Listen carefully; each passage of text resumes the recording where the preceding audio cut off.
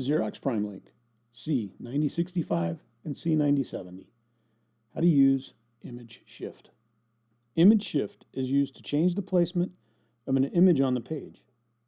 This function is only useful if the original image is smaller than the page it will be printed on. From Services Home, select Copy, Layout Adjustment, then Image Shift. To specify the position of the image, choose Auto Center or Corner Shift. Use Margin Shift to position the image further.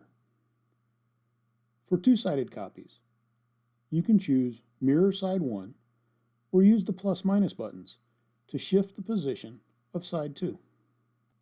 Any previously saved presets are in the bottom left corner of the Image Shift window.